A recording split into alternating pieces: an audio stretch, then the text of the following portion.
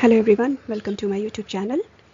जैसा कि आप सभी जानते हैं कि चंद्रमा के दक्षिणी ध्रुव से साउथ पोल से प्रज्ञान रोवर ने कुछ ऐसी इन्फॉर्मेशन इसरो के साथ शेयर की है जो सिर्फ इसरो के लिए नहीं बल्कि पूरे विश्व के लिए चौंका देने वाली है। आज से पहले चंद्रमा का साउथ पोल पूरे विश्व के लिए एक रहस्यमय दुनिया बना हुआ था। भारत वह पहला देश है जिसने चंद्रमा के साउथ पोल पर अपना पहला कदम रखा है। पूरे विश्व के साइंटिस्ट चंद्रमा के साउथ पोल के बारे में जानने के लिए काफ़ी समय से प्रयासरत थे, लेकिन किसी को भी सफलता हाथ नहीं लगी। अंततः भारत ने अपना परचम वहां पर लहराया है। वहां से प्रज्ञान रोवर ने जो भी इंफॉर्मेशन शेयर की है उसके विषय में आज बात करेंगे। सबसे ज़्यादा इम्पॉर्टेंट जो इंफॉर्मेशन प्रज्ञान रोवर ने शेयर की है इसरो के साथ वो है मून के साउथ पोल पर एलिमेंट्स का मिलना। ऑक्सीजन और सल्फर को वहां पर पाया गया है और प्रज्ञान रोवर ने इस चीज़ को कंफर्म किया है। आज बात करेंगे वहां पर मिले हुए एलिमेंट्स के विषय में और वो किस तरीके से इम्पॉर्टेंट है। चंद्रमा का साउथ पोल इतना ख़ास क्यों है या पूरे विश्व को उस एरिया में चंद्रमा के दक्षिणी ध्रुव में क्यों इतनी उत्सुकता है उसके बारे में जानने के लिए। Because south pole is less illuminated by the sun और वहाँ पर शायद ही कभी बहुत ज़्यादा सनलाइट जाता होगा। सनलाइट जाता है बट बहुत ही कम मात्रा में जाता है और वहाँ पर बड़े बड़े गड्ढे और क्रेटर्स पाए जाते हैं। वहाँ पर काफ़ी ज़्यादा अंधेरा होता है जिससे रिसर्च करने में काफ़ी ज़्यादा परेशानी आती है। हमारे प्रज्ञान रोवर को इसरो ने इस तरीके से डेवलप किया है कि वह अपना मिशन बखूबी पूरा कर रहा है। इस विषय में आज बात करेंगे वहाँ पे कितने एलिमेंट्स प्रज्ञान रोवर ने फाइंड आउट किए हैं और वो किस तरीके से सिग्निफिकेंट है फ्यूचर पॉइंट ऑफ व्यू से। अभी स्क्रीन पे जो आप देख रहे हैं मैसेज वो प्रज्ञान रोवर ने इसरो के साथ शेयर किया है। इसमें उन्होंने ये मैसेज सेंड किया है, hello earthlings, this is Chandrayaan 3 Pragyan rover, I hope you are doing well, I want to let you everyone know that I am on my way to uncover the secrets of the moon. Me and my friend Vikram Lander are in touch. We are in good health. The best is coming soon. ये message प्रज्ञान rover ने इसरो के साथ share किया है और उन्होंने ये message दिया था कि वे अपने साइंटिफिक रिसर्च की ओर आगे बढ़ रहे हैं। इसके बाद उन्होंने जो मैसेज सेंड किया है वो मैं आपको दिखाना चाहूँगी। ये जो स्क्रीन पर मैसेज आप देख रहे हैं जो कि प्रज्ञान रोवर ने इसरो को सेंड किया था। ISRO says Pragyan rover confirmed presence of sulfur, detected oxygen on moon, search for hydrogen underway. Pragyan rover's lander induced background spectroscope confirmed the presence of sulfur in the lunar surface near the south pole. ये वो news थी जिसके लिए इसरो ने चंद्रयान 3 को चंद्रमा के south pole पे लैंड किया था। ये सिर्फ न्यूज़ नहीं थी, ये एक ब्रेकिंग न्यूज़ थी पूरे विश्व के साइंटिस्ट के लिए और पूरी दुनिया के लिए। The spectrographic analysis also confirmed the presence of aluminium, calcium, iron, chromium, and titanium on the lunar surface. ISRO added with additional measurements showing the presence of manganese, silicon, and oxygen.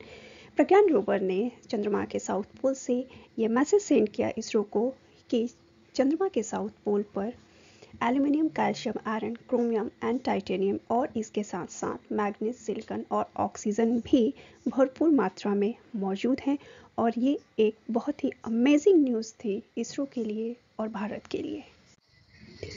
जैसा कि आप सभी जानते हैं कि इसरो ने चंद्रयान 3 को इस तरीके से डिज़ाइन किया है कि वो चंद्रमा के साउथ पोल के सरफेस के एलिमेंट्स के कॉम्पोजिशन को फाइंड आउट कर सके, जिसके लिए उन्होंने 6 पेलोड्स लगाए हैं जिसमें से 4 पेलोड्स विक्रम लैंडर में लगे हुए हैं और 2 पेलोड्स प्रज्ञान रोवर में लगे हुए हैं।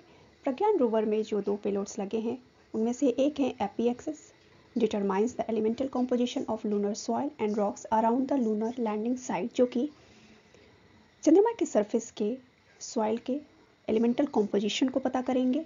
और दूसरा जो पेलोड्स है वो है LIBS, that is responsible for elemental analysis to further enhance our understanding of the lunar surface. इनको थोड़ा सा डिटेल में समझेंगे What is LISP? Laser-induced breakdown spectroscopy is a rapid chemical analysis technology that uses a short laser pulses to create a microplasma on the sample surface. ये एक बहुत ही amazing technology है जिसके हेल्प से टारगेट सरफेस एरिया के chemical composition को बहुत ही कम समय में पता किया जा सकता है। यहाँ पर एक टर्म आया है माइक्रोप्लाज्मा। तो plasma is a superheated matter. Plasma is called the fourth state of matter after solid, liquid and gas. So plasma is a form of matter in which many of the electrons wander around freely among the nuclei of the atoms. जब कोई भी target area या surface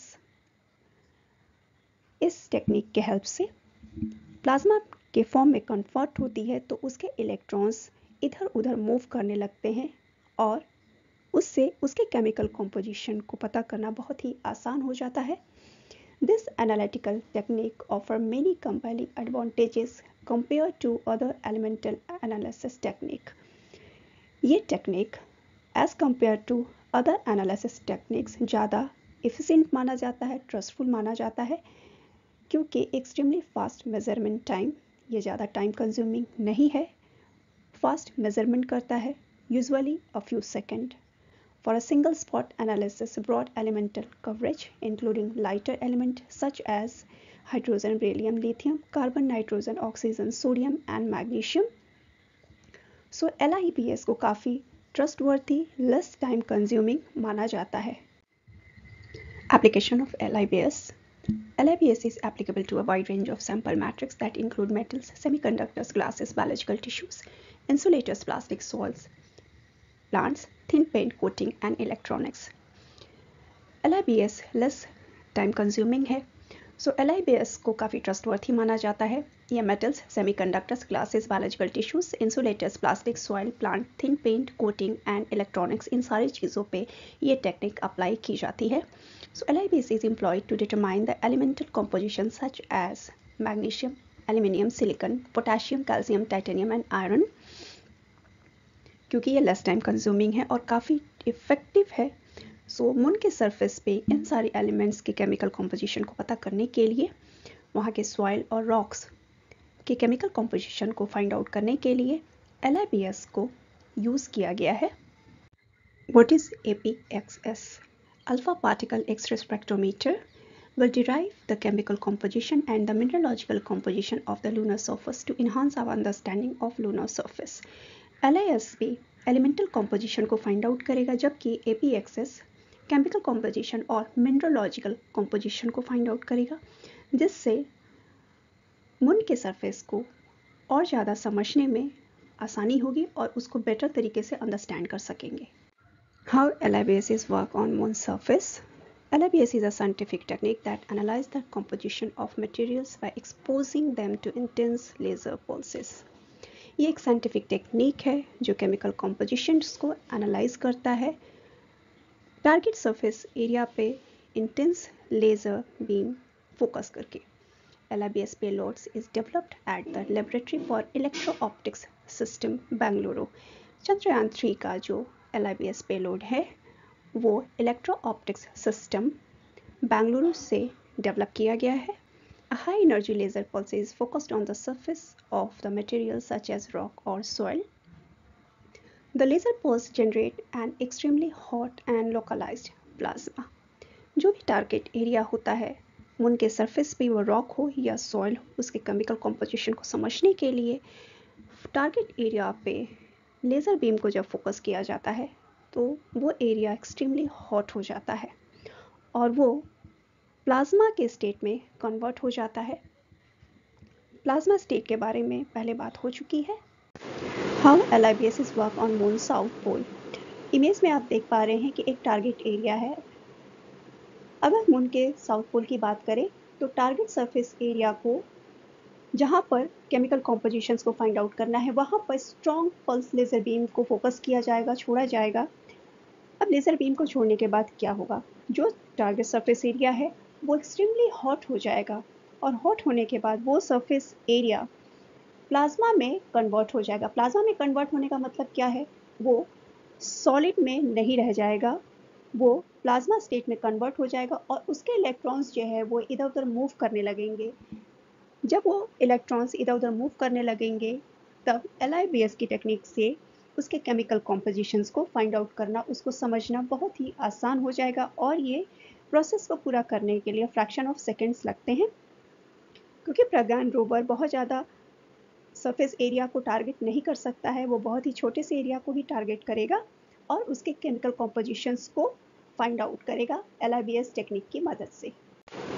आप यहाँ जो image देख पा रहे हैं इसमें अलग अलग एलिमेंट्स के वेवलेंथ दिखाए गए हैं और ये जो इमेज है वो इसरो के साथ प्रज्ञान रोवर ने शेयर की थी। Chandrayaan 3 has confirm the presence of several element including oxygen in the south pole of the moon. अब आप ये सोचेंगे कि ये कैसे पता करते हैं कि कौन सा एलिमेंट मौजूद है। तो ये जो एलिमेंट्स के अलग अलग वेवलेंथ होते हैं जिसके थ्रू ये पता किया जाता है कि कौन सा एलिमेंट है। हमारे प्रज्ञान रोवर को इस तरीके से इसरो ने डेवलप किया है और उसमें ऐसे इंस्ट्रूमेंट फिट किए हैं जो एलिमेंट्स के वेवलेंथ को रीड कर पाते हैं और उसके वेवलेंथ को रीड करके हमें ये पता चलता है कि वो कौन सा एलिमेंट है। और यही है LIBS, जो अपने लेज़र के माध्यम से सरफेस को प्लाज्मा स्टेट में कन्वर्ट करता है और फिर पता लगाने की कोशिश करता है कि वहाँ किस प्रकार के एलिमेंट मौजूद होते हैं। मतलब आप ये कह सकते हैं कि जो भी एलिमेंट्स को फाइंड आउट किया गया है वो LIBS के थ्रू फाइंड आउट किया गया है। As for example iron, sulphur, calcium, हर एलिमेंट के अपने अलग अलग वेवलेंथ होते हैं और ये जो इमेज शेयर की गई है ये हमारे प्रज्ञान रोवर के द्वारा की गई है, जिसमें आप देख सकते हैं यहाँ पर ग्राफ में आप देख सकते हैं कि हर एलिमेंट का अलग अलग वेवलेंथ दिखाया गया है और इसके वेवलेंथ से ही ये पता चलता है कि वो कौन सा एलिमेंट है। जैसा कि हम सभी जानते हैं कि प्रज्ञान रोवर ने मून के साउथ पोल पर सल्फर को आइडेंटिफाई किया है और ये इतना इम्पॉर्टेंट क्यों है? क्योंकि sulphur usually originate in volcanic activities, so its presence on the moon suggest that the moon may have been more volcanically activity in the past. Generally sulphur वहाँ पाए जाते हैं जहाँ पर वॉल्केनिक एरप्शन ज़्यादा होते हैं, वॉल्केनिकली एक्टिविटी होती है। So according to the scientist, past में मून के सरफेस पे कोई बहुत बड़ा वॉल्केनिक एक्टिविटी हुआ होगा, वॉल्केनिक इरप्शन हुआ होगा, जिसकी वजह से मून के साउथ पोल पर सल्फर पाए गए हैं। Evidence of the presence of sulphur can reveal insight on the formation and evolution of the moon. जो भी एविडेंस मून के सरफेस पे मिले हैं उससे मून के फॉर्मेशन और इवोल्यूशन को समझने में साइंटिस्ट को हेल्प होगी। हम सभी जानते हैं कि चंद्रमा जो है अर्थ का एकमात्र नेचुरल सैटेलाइट है। मून का खुद का कोई लाइट नहीं होता है, यह सूर्य के प्रकाश में रात में चमकता हुआ दिखाई देता है। यह पृथ्वी की परिक्रमा 27.3 दिन में पूरा करता है। मून के फॉर्मेशन की अगर बात करें तो इसका कोई भी साइंटिफिक प्रूफ अभी तक नहीं मिला है कि मून का फॉर्मेशन कब हुआ और कैसे हुआ। हालांकि ये माना जाता है कि चंद्रमा जो है 4.5 करोड़ वर्ष पूर्व धरती और थिया नामक ग्रह, जो कि एक मंगल के आकार का ग्रह है, इन दोनों के बीच में बहुत ही स्ट्रॉन्ग कॉलिजन हुई थी और उस कॉलिजन के रिजल्ट में जो मलबा उत्पन्न हुआ था उससे चंद्रमा की उत्पत्ति हुई है। वो मलबा पहले धरती के कक्ष में घूमता रहा और बाद में एक जगह इकट्ठा होकर के चंद्रमा के शक्ल में बदल गया। तो ये अभी तक ये माना जाता है कि चंद्रमा की जो फॉर्मेशन हुई है, चंद्रमा की जो उत्पत्ति हुई है, वो इस तरीके से हुई है। अगर पूरे ब्रह्मांड में चंद्रमा की बात करें तो करीब करीब 200 से अधिक चंद्रमा हैं जो विभिन्न ग्रहों के चक्कर लगाते हैं। चंद्रमा की सतह पर एक दिन धरती के 14 दिन के बराबर होते हैं और एक रात धरती के 14 रातों के बराबर होते हैं। So it help scientist to know more about the moon surface. जो भी एविडेंस साउथ पोल से फाइंड आउट किए गए हैं वो डेफिनेटली साइंटिस्ट को चंद्रमा के बारे में और ज़्यादा जानने में हेल्प करेंगे। Chandrayaan 3 find out the few important elements. Chandrayaan 3 ने एलिमेंट्स फाइंड आउट किए हैं और साथ में उन्होंने जो इमेजेस सेंड किए हैं इसरो को, उसमें से एक इमेज आप यहाँ स्क्रीन पर देख पा रहे हैं। इसमें आप देख पा रहे हैं कि ये जो क्रेटर्स है वो कितना गहरा है और डीप है।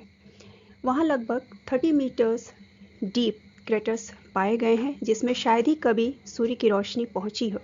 तो आप ये समझ सकते हैं कि चंद्रमा का जो साउथ पोल है वो अपने आप में कितना रहस्यमयी है।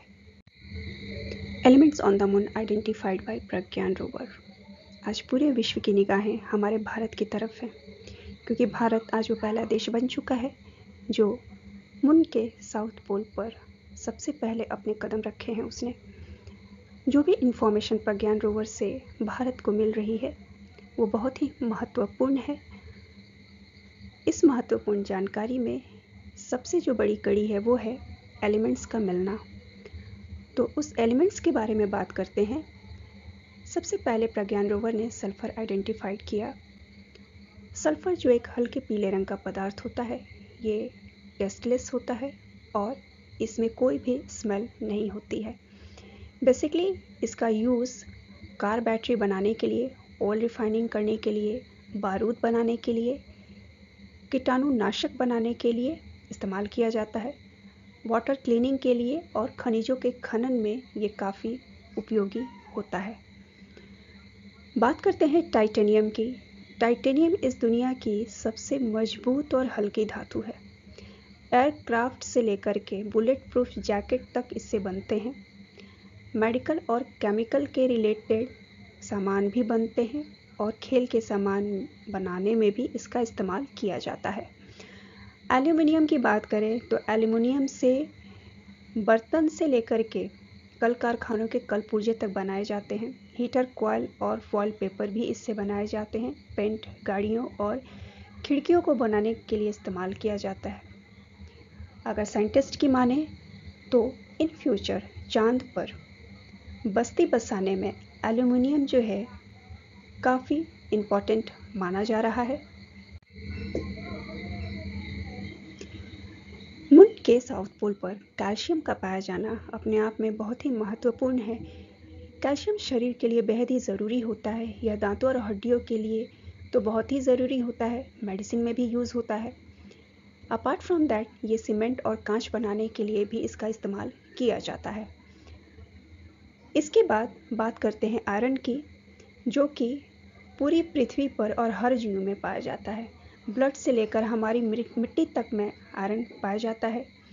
आयरन से कार, रेल, जहाज बनाने के लिए इस्तेमाल किया जाता है। बहुत सारी मशीनरी भी इससे बनती हैं। इमारत से लेकर घर के सामान तक इससे बनते हैं। मतलब चांद पर आयरन का पाया जाना यह साबित करता है कि वहाँ पर कभी ना कभी इन फ्यूचर हमारी धरती के जैसे संभावना बन सकती है। बात करते हैं क्रोमियम की, जो कि शरीर के लिए बेहद ही ज़रूरी होता है। यह फैट को कम करता है और डायबिटीज़ को कंट्रोल में करता है। इतने सारे एलिमेंट्स पाए जाने का मतलब है कि चांद पर इंसानों के बस्ती बसाने के लिए ये सारे एलिमेंट्स इन फ्यूचर काम आ सकते हैं। मैग्नीज, जो कि उद्योगों और जैविक क्रियाओं में काफ़ी ज़्यादा काम आता है, ये बोन को स्ट्रॉन्ग करता है, साथ ही हमारे इम्यूनिटी सिस्टम को भी स्ट्रॉन्ग करता है, हमारे बॉडी के हार्मोनल बैलेंस को मेंटेन करता है। इसके अलावा कांच और बैटरी बनाने के लिए इसका काफ़ी ज़्यादा इस्तेमाल किया जाता है। इसके अलावा अगर मैं सिलिकॉन की बात करूं तो यह ऑक्सीजन के बाद सबसे ज़्यादा पाया जाता है हमारी धरती पर। आपको बता दूं कि सिलिकॉन से साबुन के अलावा शीशे भी बनाए जाते हैं, कंप्यूटर चिप्स तक बनाए जाते हैं। ये कंस्ट्रक्शंस और ऑटोमोबाइल इंडस्ट्रीज़ में काफ़ी यूज़ किया जाता है। जो प्रज्ञान रोवर ने मून के सरफेस पे फाइंड आउट किया है उसमें सबसे इम्पॉर्टेंट है ऑक्सीजन, क्योंकि ऑक्सीजन सर्वाइव करने के लिए सबसे ज़्यादा ज़रूरी माना जाता है। मून के सरफेस पे ऑक्सीजन भी मिला है, लेकिन वह इंसानी प्रयोग के लिए नहीं है। वर्तमान में चंद्रमा पर ऑक्सीजन इतनी भारी मात्रा में मौजूद है कि लगभग 800 करोड़ लोग मून पर 1 लाख साल तक सांस ले सकते हैं और यह ऑक्सीजन चांद की ऊपरी सतह पर मौजूद है। लेकिन साइंटिस्ट के अकॉर्डिंग ये गैसियस फॉर्म में नहीं है, यह पत्थरों और परतों के बीच में दबा हुआ है। इसे साइंटिफिक प्रोसेस के थ्रू निकालना होगा और उसके बाद यह इंसानी बस्ती बसाने के काम आ सकता है। चांद की सतह पर मिट्टी और पत्थर वैसे ही हैं जैसे कि हमारी धरती पर मौजूद हैं। ऑक्सीजन काफ़ी भारी मात्रा में चांद पर मौजूद है, लेकिन ये उस रूप में नहीं है जिस रूप में हमारे फेफड़े ऑक्सीजन का इस्तेमाल करते हैं। चंद्रयान 3 ने ऐतिहासिक खोज की है मून के साउथ पोल से, जिससे अभी पूरे विश्व की निगाहें चंद्रयान 3 की तरफ और भारत की तरफ लगी हुई हैं। चंद्रयान 3 के विक्रम लैंडर और प्रज्ञान रोवर कंटिन्यू साइंटिफिक रिसर्च में लगे हुए थे और चांद से जुड़े रहस्यों को सुलझाने की कोशिश कर रहे थे, लेकिन फिलहाल अभी वो स्लीप मोड में चले गए हैं। इसरो ने यह इन्फॉर्मेशन शेयर की है। हालांकि प्रज्ञान रोवर और विक्रम लैंडर की बैटरी पूरी तरीके से चार्ज हैं और वो फिट हैं। इसका कारण यह है कि चंद्रमा पर अभी रात हो चुकी है, इसलिए उन्हें साउथ पोल पर पार्क कर दिया गया है और उन्हें स्लीप मोड में सेट कर दिया गया है। लैंडर विक्रम शिव शक्ति पॉइंट पर स्थित है, जबकि प्रज्ञान रोवर उससे 100 मीटर की डिस्टेंस पर खड़ा है। रोवर प्रज्ञान के दोनों पेलोड्स APXS और LIBS उनको भी ऑफ मोड में कर दिया गया है। चंद्रयान 3 22 सितंबर को दोबारा एक्टिव होगा, ऐसा इसरो को और पूरे देश को उम्मीद है। आपको यहाँ बता दूं कि चंद्रमा पर 14 दिन के बराबर एक दिन होता है और पृथ्वी के 14 रातों के बराबर एक रात होती है। तो फिलहाल मून के साउथ पोल पर अभी रात है और इस इन्वायरमेंट में वहाँ का टेम्परेचर 200 डिग्री तक चला जाता है। इस वजह से प्रज्ञान रोवर और विक्रम लैंडर फ्रिज हो सकते हैं। इस सिचुएशन को ध्यान में रखते हुए इसरो ने उन्हें स्लीप मोड में डाल दिया गया है। वीडियो को अंत तक देखने के लिए आप सबको बहुत बहुत धन्यवाद। कमेंट सेक्शन में जय हिंद जय भारत लिखना ना भूलें और हमारे सूर्ययान और चंद्रयान के लिए ईश्वर से प्रार्थना करें कि वो अपना काम सफलतापूर्वक करें जिस मिशन पे भारत ने उनको भेजा है। हमारा चंद्रयान अभी भी अंगद की तरह पैर जमाए हुए चंद्रमा की सतह पर खड़ा है। आप सबसे प्रार्थना है कि कमेंट सेक्शन में जय हिंद जय भारत जरूर लिखें। यह हमारे भारत के लिए है और हमारे इसरो के लिए है। मैं आपसे फिर मिलूंगी नेक्स्ट सेशन में। तब तक के लिए थैंक यू सो मच।